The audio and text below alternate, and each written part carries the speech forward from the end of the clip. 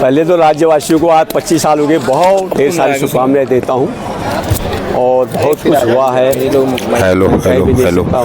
हुआ है कंपनी के माइक, लेकिन जिस मकसद से राज्य का गठन के लिए हमने आंदोलन किए थे, आज मंच में देख लीजिए राज्य आंदोलनकारी बैठे हैं। सबसे बड़ा तो यह है कि मंच में राज्य आंदोलनकारी बैठे हैं, ये भी एक बहुत बड़ा संदेश है।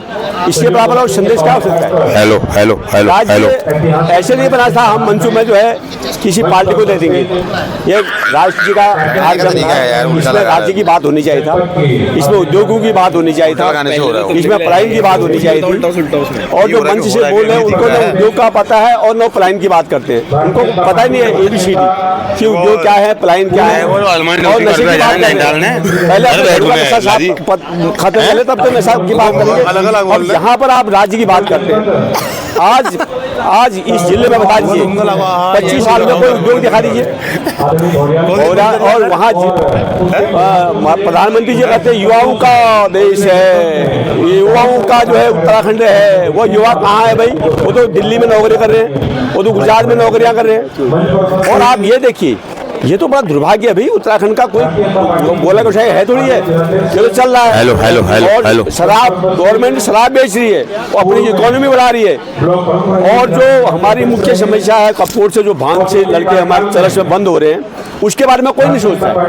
क्यों? इसी प्रकार से हर साल 10-10 बच्चे अगर जेल में चले जाएंगे, वो डॉक्टर इंजीनियर बन के आएंगे, DM बन के आएंगे, वो तो आतंकवादी बन के आएंगे। उसको कोई देख नहीं रहा है, और उसको विधायक को पता है और न मुख्यमंत्री को पता है और न इनके नेताओं को पता है। वो मंच से बोल रहे, बड़ी बड़ी बातें कर दे रहे मंच से। अरे क्यों कर रहे हो भाई, तुम क्या हो? और हम 45 साल बागेश्वर में हो गए, 70 साल की उम्र होगी, क्या हम नहीं जानते तुम क्या हो करके? हमारे सामने तुम झूठ बोल लो, लेकिन मंच से जो झूठ बोलता है हम लोग चुपचाप सुन रहे हैं। ये भी बहुत दुर्भाग्य है, ये हमारा भी बहुत बड़ा दुर्भाग्य ये है कि जो लोग झूठ बोल रहे हैं उसको भी हम सहमति दे रहे हैं। अरे क्यों सहमति दे रहे भाई? ये कहाँ का नियम है? मैं तो आपसे ये कह रहा हूँ कि जो हमारा युवा पीढ़ी है वो नशे में खत्म हो गया, क्योंकि इनको रोजगार की कोई नीति नहीं है इनके पास।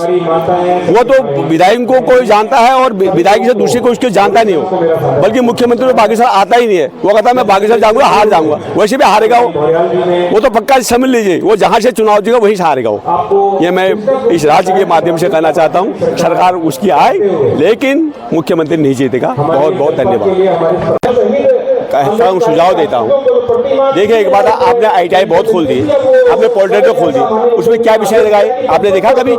यहाँ पर जो पिरूल होता है उसकी प्रोसेसिंग कैसी होती है, यहाँ खड़िया होता है उसके पाउडर की कैसे प्रोसेसिंग होती है, यहाँ का लीसा होता है उसके प्रोसेसिंग कैसी होती है। सरकार को इस ओर ध्यान देना चाहिए भाई, छोटे छोटे लोग उद्योग इसमें लगने चाहिए। हमारे पास 200-250 साल के लिए जो खड़िया है उसका अगर पाउडर बना के भी जाते, छोटे छोटे उद्योग लगते, सारे पहाड़ वालों को सरकार की इकोनॉमी बढ़ती, सरकार को शराब बेचने की जरूरत नहीं पड़ती। जब यहाँ खड़िया की जो छोटी प्रोसेसिंग जाएगी तो उससे सरकार को शराब बेचने की कोई जरूरत ही नहीं पड़ेगी। उसी से प्रोसेसिंग से हमारा बहुत कुछ हो जाता है। हमारा एक संसाधन है, हमारे पिरूल है, जंगल जल रहे भाई, उसका पिरूल का भी तो बहुत उपयोग करो। क्यों वैज्ञानिक बना रखे तुमने, क्यों विधायक बना रखे तुमने?